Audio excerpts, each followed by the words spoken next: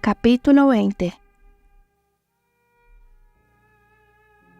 Aquella noche, Reggie cumplió con el ritual de la cena con su familia adoptada.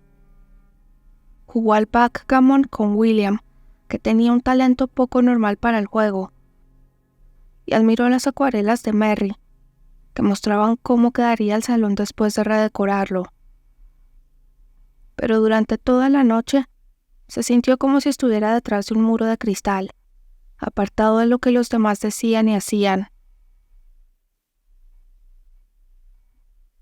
La realidad era un diablo sentado encima de su hombro, susurrándole que la sobriedad era un objetivo dudoso, que apenas valía el esfuerzo que le estaba costando. Todos los hombres bebían, y Reggie siempre había aguantado la bebida mejor que la mayoría. Después de todo, ¿qué había hecho que fuera tan grave, salvo estar a punto de pegar a un chiquillo que se había portado muy mal? Luchaba contra aquel demonio y contra otro que susurraba, que puesto que estaba condenado al fracaso, ¿por qué prolongarlo más? ¿Qué le hacía pensar que podía triunfar alguna vez en algo? ¿Qué había logrado en su vida, excepto unos éxitos pasajeros en empeños triviales, como las cartas y las carreras? Y aun cuando llegara a tener éxito en la sobriedad, ¿de qué le serviría? Llevaba luchando días contra aquellos demonios, que se hacían más fuertes a cada hora que pasaba. Dentro de su corazón, sabía que era solo una cuestión de tiempo que se deslizara por el borde del tejado y cayera al espacio infinito. Pero todavía no estaba dispuesto a dejarse ir.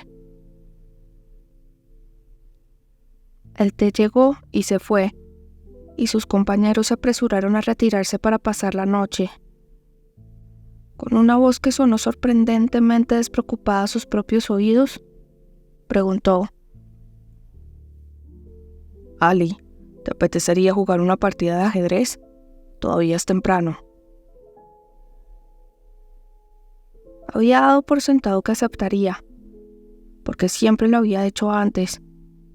Pero esta vez Alice vaciló y luego dijo: «Esta noche no, Reggie. Me duele un poco la cabeza». Dios, no podía negarse, pero lo había hecho. Mientras miraba cómo su grácil figura salía de la estancia, supo que había llegado al borde del tejado y que el precipicio abría sus malignas fauces debajo de él.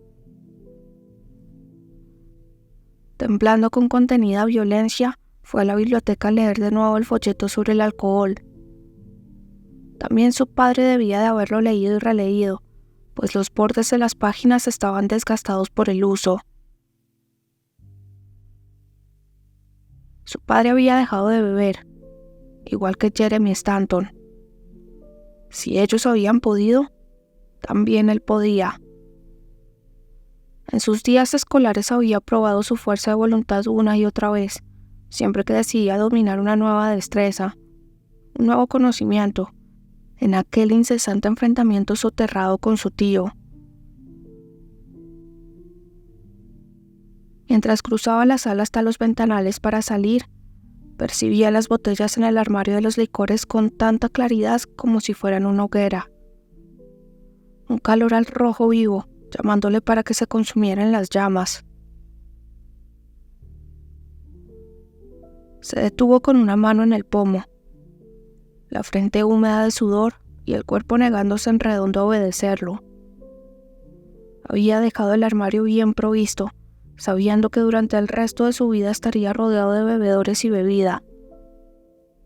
Quizá se había exigido demasiado.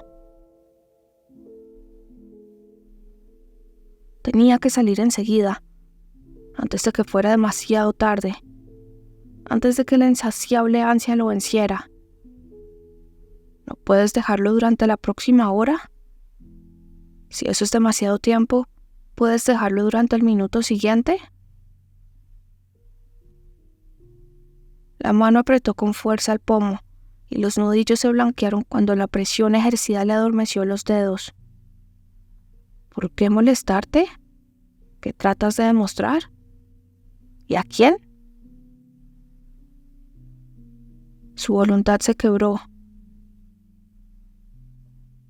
Con unos pocos movimientos convulsivos, cruzó la sala y abrió de golpe el armario de los licores. Luego cogió la botella más a mano y le arrancó el corcho. Y mientras un coro de voces internas lo ensordecían con sus gritos de victoria y condena, se tomó la bebida que había jurado no tomar.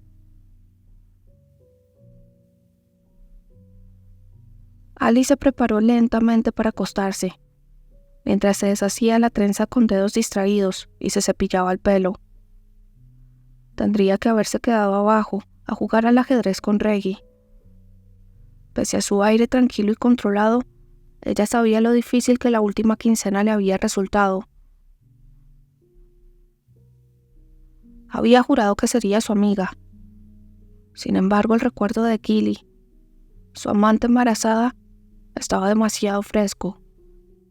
Si hubiera jugado al ajedrez, se habría preguntado compulsivamente si todavía seguía acostándose con la muchacha, cuántos bastardos había engendrado. Por la mañana podría reprimir aquellas ideas, pero esa noche su irracional herida seguía demasiado en carne viva. Frunciendo el ceño, se recogió los cabellos en una única trenza. No debería estar allí, debería estar abajo. Hacía mal en dejar a Reggie solo cuando estaba en una situación tan desesperada. Miró la cama, dividida entre la fatiga del día y una creciente sensación de ansiedad. Algo no iba bien. Con una intuición demasiado fuerte para no tenerla en cuenta, hizo caso omiso a la razón y salió del cuarto. Con pasos silenciosos y ligeros bajó las escaleras y recorrió la casa tenuemente iluminada hasta llegar a la biblioteca. Las palabras que se disponía a pronunciar murieron en sus labios cuando abrió la puerta y vio a Reggie. Estaba de pie junto al armario de los licores en el otro extremo de la estancia, con una botella medio vacía en la mano y el dolor y la derrota en la cara. Reggie volvió la cabeza cuando se abrió la puerta. Sus miradas se unieron. La de él, sombría más allá de las palabras. La de ella, horrorizada. No sabía qué decir. Nada que pudiera decirse. Alice quería llorar o gritar de rabia. Quería animarlo a no rendirse, o recriminarle diciéndole que la bebida lo mataría y que ella no soportaba la idea de que muriera. No hizo ninguna de esas cosas. Después de un angustioso momento que pareció durar una eternidad, dio media vuelta y huyó corriendo de la biblioteca, incapaz de soportar ser testigo de lo que él se estaba haciendo a sí mismo. Reggie miró cómo se iba, herido hasta lo más profundo por la expresión de su cara. Ali había creído en él, lo había ayudado de todas las maneras posibles, y ahora lo veía tal como era. Todavía no llevaba dentro el alcohol suficiente para borrar la imagen de su cara, así que levantó la botella en la mano y bebió un trago tan largo como pudo. Era un cobarde, un débil y un estúpido. ¿Y qué podía ser más apropiado que demostrarlo? Pero el alcohol que bebía lo inflamaba tanto como lo sosegaba. En su mano no era una suspensión de la pena, sino una locura. Miró fijamente la botella y murmuró: «No». Presa de una furia desesperada, lanzó la botella a la chimenea vacía. Dio contra los ladrillos y estalló en notas tintineantes y fragmentos brillantes. «No». Era un grito de desesperación, una expresión del repudio del dolor que había sentido y del dolor que había causado a otros. «No».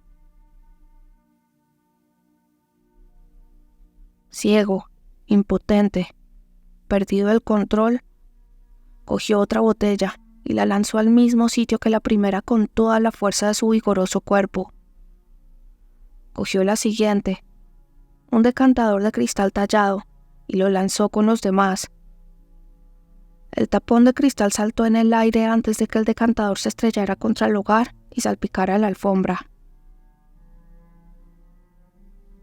La biblioteca olía a brandy, vino de Madeira y Oporto, unos aromas dulces y penetrantes que lo habían embrujado durante décadas, mientras los licores le robaban la mente y quebraban su voluntad.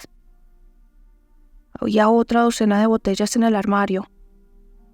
Una por una las estrelló contra la chimenea, lo que le procuró una violenta satisfacción. Cuando todas las botellas quedaron convertidas en fragmentos, tiró las copas y los vasos, sin importarle que el antiguo cristal hubiera sobrevivido un siglo antes de encontrar aquel ignominioso final. Romper todas las botellas del mundo no sería suficiente para curar lo que lo aquejaba, porque su alma era esclava de una destrucción más profunda que aquella. Por un instante, deseó lanzarse contra el montón de cristales rotos, revolcarse encima y clavárselos hasta sangrar por 1000 puntos, hasta que llegara al final del pesar y la pérdida de la vida. El deseo de sentir aquel dolor fácil de los cortes y la hemorragia lo atraía, pero no estaba listo. Todavía no. Después de vacilar durante unos largos momentos, salió huyendo por los ventanales y se sumergió en la negrura terciopelada de la noche. Era la noche de la luna nueva, la noche de los acosados, cuando las pequeñas y frágiles criaturas logran eludir a los depredadores que buscan hacerse con su carne. Impulsado por la desesperación e iluminado solo por las estrellas, corrió con todas sus fuerzas. Instintivamente se dirigió hacia la salvaje soledad de las colinas, con zancadas largas y mecánicas. Cuando un agudo dolor en el costado le hizo aflojar el paso, caminó hasta recuperarse. Luego volvió a correr, sabiendo, dentro de su corazón roto y desesperado, que era de la propia muerte de lo que trataba de escapar. Echada encima de la cama, Alice lloraba como no lo había hecho en una docena de años. Lloraba por Reggie como si estuviera muerto. Sabía con certeza que si volvía a la bebida, era solo cuestión de tiempo hasta que una muerte angustiosa e indigna lo reclamara. Pensarlo era una agonía. Se maldijo al pensar que debía haberse quedado con él. Se incorporó y se apartó el pelo hacia atrás con mano temblorosa. La amistad era para lo bueno y para lo malo, exactamente igual que el matrimonio. Si hubiera estado con él antes, puede que no hubiera empezado a beber. Si se hubiera quedado con él, quizá no habría seguido bebiendo. Si ni siquiera ahora intentaba ayudarlo, era indigna de ser la amiga de nadie. Con la cabeza llena de una confusión de argumentos, alegatos y determinación, volvió a la biblioteca. Allí estuvo en el umbral al ver la destrucción causada por Reggie. En el cristal hecho añicos, los charcos de licor y el olor a alcohol, vio su desesperación. Pero del propio Reggie no había ni señal. El único movimiento era el suave rumor de las cortinas cuando la brisa entraba, formando suaves remolinos por los ventanales. Reggie habría perdido una batalla, pero todavía no estaba derrotado. Rápidamente fue a su dormitorio y se cambió de ropa, poniéndose sus prácticas prendas masculinas. Luego se lanzó a la noche sin luna para buscarlo.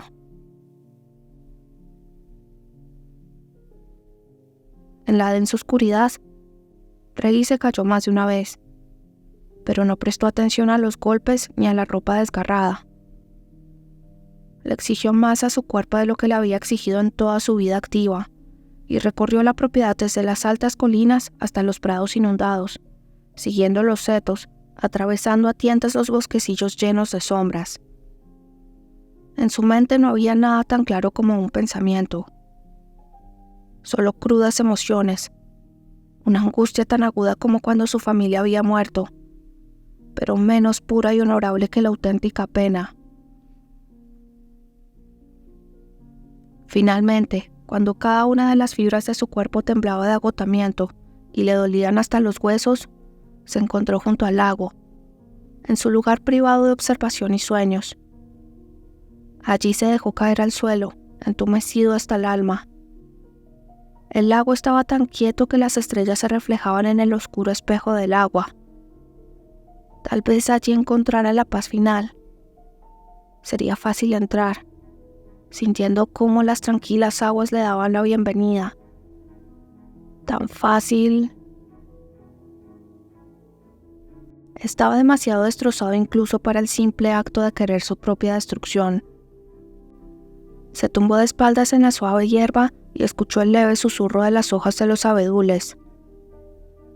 La tierra de Strickland lo acogía, como lo acogiera en su última morada. Luego, mientras los rescoldos de la crisis aún ardían en él, recordó lo que Jeremy Stanton le había dicho. Lo había intentado todo y no lo había conseguido, así que recé. Una desesperada retahíla de incoherencias rogando a quien quiera que estuviera allá arriba que me ayudara, porque yo no podía ayudarme. Reggie se había creído diferente de su padrino, más duro y fuerte. Pero aquella noche había aprendido que tampoco él podía hacerlo solo. La voluntad no era suficiente. En su corazón se rindió. Su cansada mente resonaba con frases a medio formar y oraciones inconexas mientras buscaba desesperadamente una fuerza fuera de él mismo. Su angustia era como ola gigantesca a punto de arrastrarlo más allá de cualquier esperanza de salvación. Pero al igual que como la marea, de pronto hubo un sutil cambio de corriente. No fue una gran revelación, ningún resonar de trompetas, ni promesas bordeadas de llamas. Solo el simple conocimiento de que no estaba solo, que nunca había estado solo, que había estado demasiado ciego y ensimismado para darse cuenta. Al igual que la marea, el cambio fue lento, sin un momento claro que marcara cuándo la esperanza venció la desesperación. Sin embargo, la esperanza llegó, una promesa sin palabras que suavemente sosegó su lacerado espíritu. Se quedó echado mirando las estrellas, sabiendo que la batalla no había terminado todavía. Aún quedaban luchas y negras dudas por delante. Pero también sabía que cuando necesitara ayuda, estaría a mano. Poco después de comprenderlo, Alice lo encontró. Incluso en aquella oscuridad casi total, supo quién llegaba.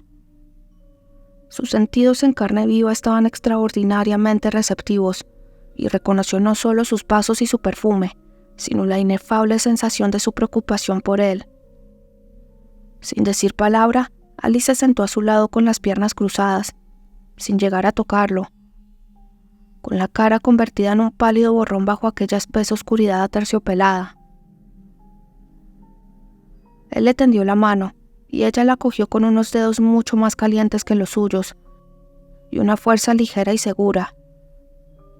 Enlazando sus dedos en los de ella, se llevó las dos manos unidas al pecho, allí donde latía el corazón. La oleada de esperanza avanzaba con más fuerza ahora. ¿Cómo estás?, preguntó Ali con tono afectuoso. Mejor. Su voz sonó áspera a sus propios oídos. Tragó con fuerza. Háblame, Ali, por favor. Y ella le habló de Strickland, de sus pupilos, de sus planes para la alfarería, de lo prometedores que eran algunos alumnos de la escuela. Pasivamente él escuchó el fluir curativo de las palabras, sumergiéndose en los detalles de la vida normal. Finalmente, Alice dijo con su cálida voz: «Me parece que me estoy quedando afónica. Y aunque creía que ese día no llegaría nunca, casi no tengo cosas que decir». Los dedos de él apretaron los suyos, y Alice tuvo una leve impresión de que aquello le divertía. «Lo has hecho muy bien», dijo él, con una voz más cercana de lo normal. «Ahora me toca a mí». Empezó a hablar. Le habló de su infancia en Strickland y de su conmoción al recordar la casi catastrófica embriaguez de su padre. Le habló del tiempo, corto e idílico, en que había formado parte de un hogar feliz. En voz baja, ella preguntó: «¿Qué le pasó a tu familia?»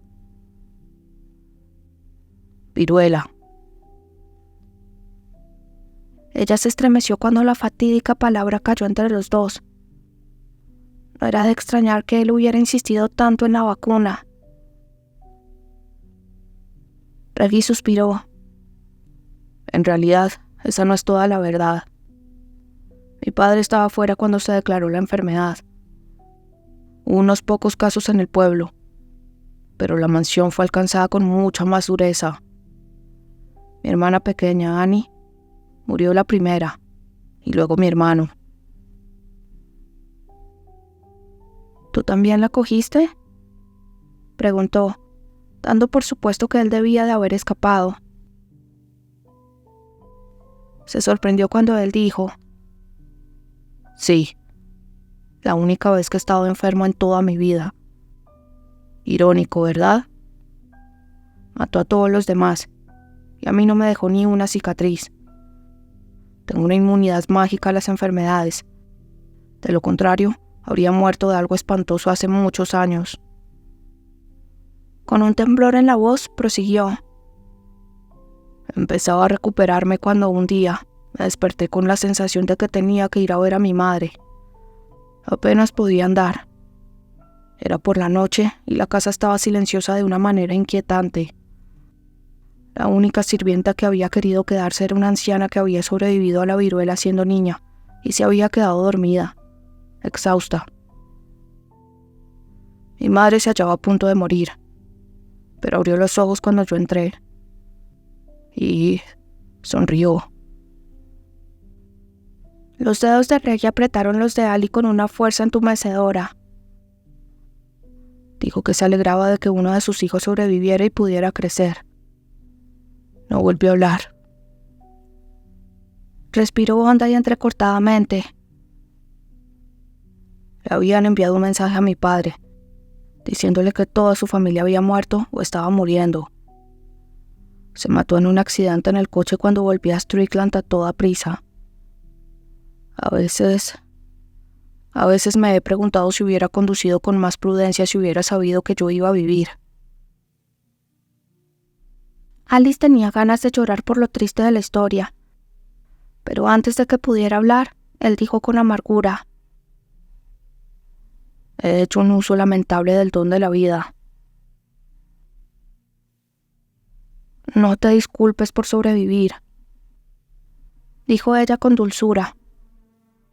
«No estamos en situación de comprender esas cosas».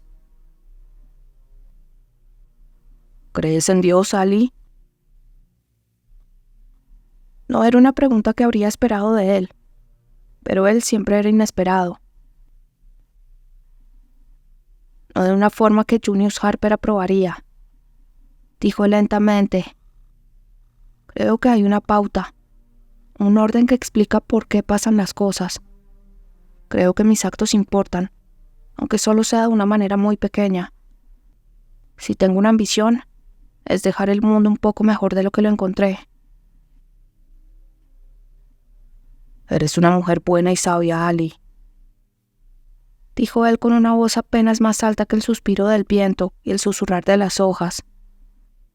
«Me he pasado la vida luchando contra molinos de viento, tratando de cambiar lo que no se podía cambiar, buscando la aprobación de un viejo egoísta. He moldeado toda mi vida en torno a un empeño que no tenía importancia». «¿Tu tío?». Sí, envió a su secretario Strickland a recogerme. Yo estaba asustado y solo, todavía no del todo recuperado de la enfermedad. Cuando llegué a Wargrave Park, pensé por un instante que el conde era mi padre. Hay un fuerte parecido de familia entre los Davenport, altos y morenos y arrogantes. Me acerqué a él y... Él dio un paso atrás, como si yo fuera portador de la plaga. Dijo que dado que era el hijo de mi padre, no podía esperar mucho de mí, pero confiaba en que no deshonraría mi nombre más de lo absolutamente necesario. Alice sintió una profunda pena por el dolor que aquel rechazo habría causado a un niño tan sensible, que ya había sufrido tanto. Apenas era mayor que William. Así que fue entonces cuando empezaste a hacer la vergüenza de los Davenport. Eres muy perceptiva. Cambió de postura, inquieto. Muy pronto descubrí que nada de lo que hiciera conseguiría que mi tío me diera su aprobación. Pero también aprendí que podía hacer que se fijara en mí. Cuanto más trataba a él y todos los demás de hacer que me portara bien, más salvaje me volvía. Soltó una risita chirriante. En Eton hice un descubrimiento maravilloso. La mayoría de los estudiantes que eran becarios de King's tenían asignaciones de sus padres para comprar comida extra, ya que hasta una cabra se habría muerto de hambre con lo que nos daban. Yo no tenía nada de dinero, pero por pura desesperación compré comida a crédito en la posada que había en mitad del campus. Se llamaba la Christopher y evitó que más de un chico se muriera de hambre. La cuestión es que descubrí que aunque a mi tío no le gustaba darme dinero directamente, sí que pagaba las cuentas en que yo incurría. De la comida pasé a la ropa, el sastre, el librero y así sucesivamente. Para cuando fui a Cambridge, vivía con bastante comodidad y el modelo estaba establecido. Wargrave pagaba mis deudas por orgullo familiar, aunque me detestaba. Así que Reggie había sido un becario de King's. Sorprendente. ¿Acabaste en King's College y llegaste a ser miembro del cuerpo docente? Sí, aunque son pocos los que lo saben o lo creerían. Al cabo de un año abandoné el cargo. Carecía del carácter para enseñar. Lanzó una risita. Quería entrar en el ejército, pero mi tío se negó a comprarme un cargo de oficial, dado que era el heredero después de sus 2 hijos.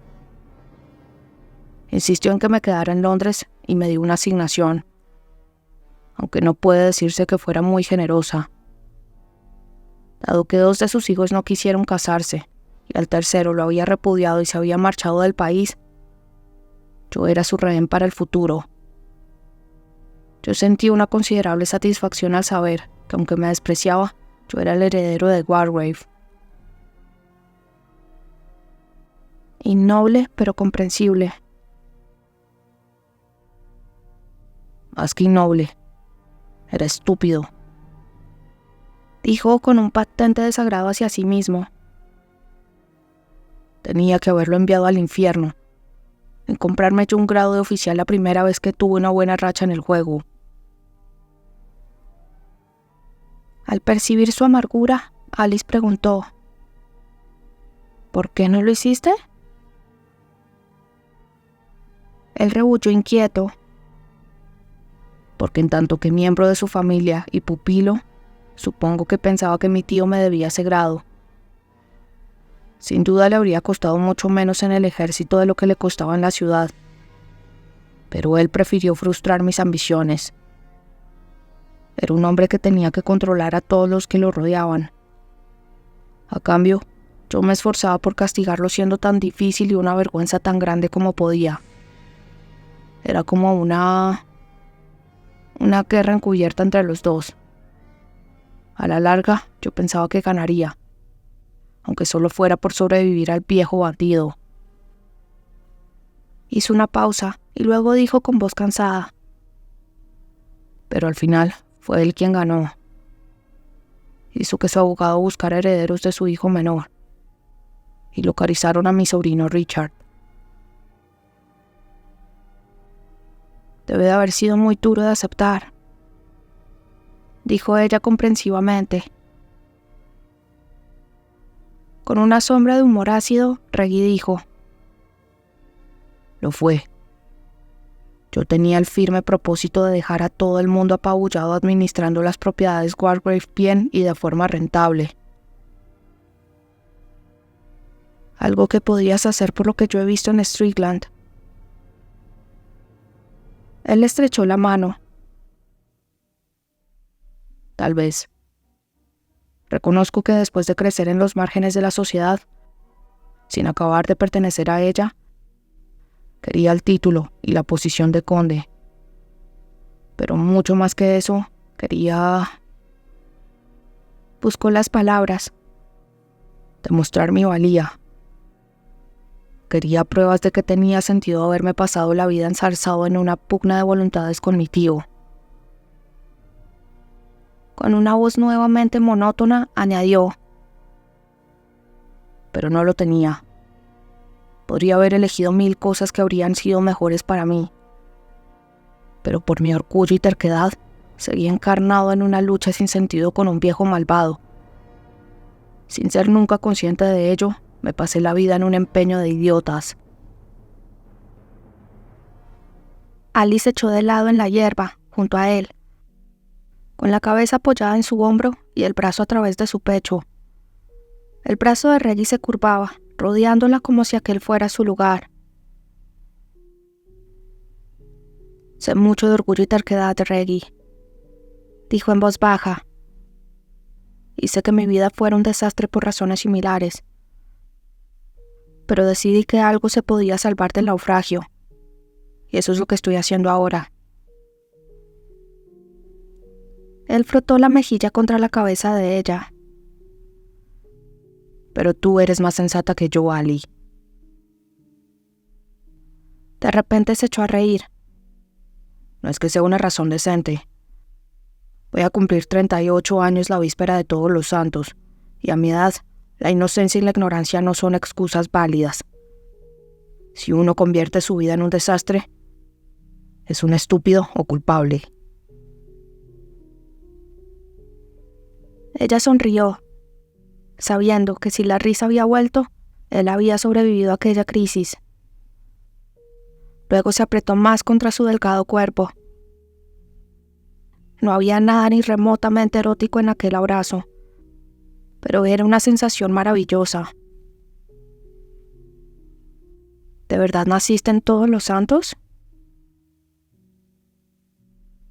Sí, y no tienes por qué comentar que pusieron algún demonio en mi lugar cuando era niño, dijo sarcástico. Esa posibilidad ya la han mencionado antes. No es lo que tenía en mente, dijo ella dignamente. Todos los Santos es un día perfectamente respetable para nacer. Lo sé porque también es mi cumpleaños. ¿De verdad?, preguntó él divertido. ¿Quieres decir que tenemos en común algo más que Strickland? Ella se rió y él le rodeó la cintura con el brazo. Al parecer. Mientras Sally permanecía quieta entre sus brazos, Reggie se sentía más cerca de ella de lo que nunca se había sentido de ninguna otra mujer, ni siquiera en los momentos de mayor pasión sexual. Pese a sus palabras burlonas, sabía que tenían mucho en común. La gran diferencia era que Ali usaba su apasionamiento y su voluntad de forma más productiva de lo que él lo había hecho nunca. En cierto modo, eran caras opuestas de la misma moneda. El libertino y la reformadora, ambos tercos y orgullosos. Él destructor, ella constructora. Él escéptico, ella soñadora. Y por supuesto, él un hombre y ella una mujer. Mientras inhalaba el fresco perfume de hierbas de su pelo, Reggie comprendió que sus sentimientos por Ali habían llegado mucho más allá del respeto, el agrado e incluso del violento deseo que despertaba en él. Puede que hubiera logrado superar aquella noche sin ella, pero su presencia y su generoso espíritu se habían unido a la marea de esperanza para sanarlo, para que le fuera posible enfrentarse el resto de su vida con más sabiduría y armonía de las que había mostrado en el pasado. Todavía no estaba preparado para dar nombre a sus sentimientos, pero algún día, cuando estuviera sano, cuando estuviera sobrio y seguro, se lo daría. Entonces, quizá, si Ali quería... Se adormecieron juntos, compartiendo su calor mientras la noche se enfriaba y el rocío les empapaba la ropa. El cielo estaba empezando a iluminarse cuando Reggie se despertó. Ali se movió al mismo tiempo y los dos se sentaron. «Decididamente soy demasiado viejo para dormir en el suelo», dijo pesaroso. Se puso en pie, sintiendo los dolores de la frenética carrera y las caídas de la noche anterior, así como de la frialdad del suelo. Ali se levantó, ligera, con ayuda de su mano. Volvieron en silencio a la casa, con la mano de él apoyada ligeramente en la cintura de ella. Entraron por las puertas cristaleras de la biblioteca y se encontraron con que había desaparecido todo rastro del frenesí de destrucción de la noche anterior. Solo quedaba un ligero olor a licor, como prueba de lo que había pasado. «Me imagino que Maca ha estado aquí», dijo Reggie. «Siempre ha hecho que me resultara fácil seguir con mi conducta. Es una bendición a medias». Si Mac no hubiera estado allí para juntar las piezas de nuevo después de cada juerga, ¿habría llegado antes al límite? Era difícil decirlo, pero era posible que la inquebrantable lealtad de Mac hubiera tenido la nefasta consecuencia de ayudarlo a evitar los frutos de su locura. Demasiado cansado para pensar, Reggie siguió a Ali al piso de arriba. Al llegar a su puerta la cogió y la abrazó. Notó su esbelto cuerpo contra el suyo y sintió el despertar del deseo. Pero aquel no era el lugar ni el momento para seguir ese camino. Le acarició la espalda, sintiendo la espesa seda de sus cabellos contra la cara. «Gracias, Ali», murmuró. «Creo que la marea ya ha cambiado de sentido».